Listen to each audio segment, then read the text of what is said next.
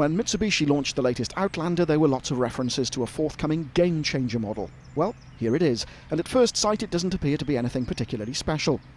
Look closer, however, and you spot the badging that reveals this is the Outlander plug-in hybrid electric vehicle, or PHEV for short. Under the bonnet is some of the electric technology, such as the charger, side by side with a 2-litre petrol engine. The 2 electric motors and the batteries are hidden away under the car. The biggest effect of that hidden tech is a slightly raised boot floor that means a marginally smaller load space compared to the diesel-powered Outlander. Rear legroom is the same as the conventional car, while the driver and front seat passenger are faced with a refreshing lack of futuristic instruments.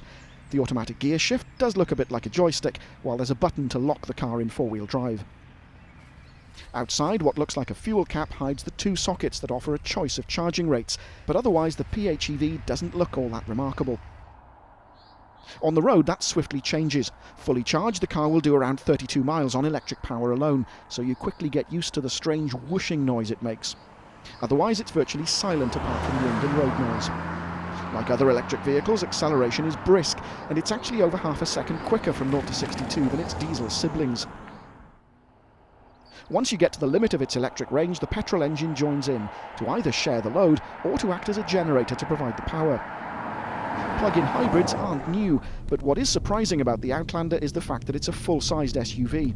It'll make an excellent family car, although if you plan to use it on lots of motorway journeys, I suspect you'd be better off with one of the diesel models.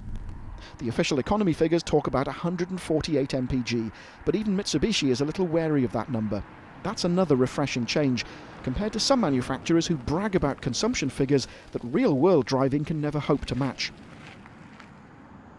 Another surprise is that the PHEV costs the same as the equivalent diesel Outlander. 3 trim levels are available, the GX3H, 4H and 4HS, with the 2 GX4 models getting a smartphone app that controls the charging and allows you to switch on the heater or aircon at a particular time while the car's still hooked up to the mains. The car drives well, thanks to having the batteries in the floor, which keeps the centre of gravity low.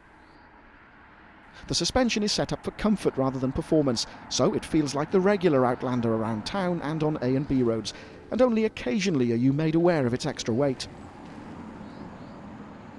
Remember that 4-wheel drive button? Well, that locks the 2 electric motors, one front, one rear, and means the PHEV can cope with the soft stuff if asked.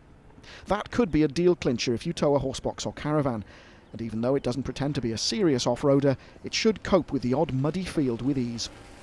At its launch, Mitsubishi was only too happy to let us romp around on one of the trickiest surfaces, wet grass, and the PHEV didn't disappoint.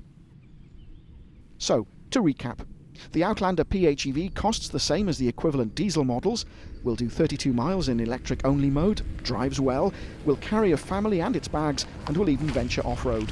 What's more, it's exempt from both the vehicle excise duty and the London congestion charge, and it only costs 5% benefit in kind if you pay company car tax.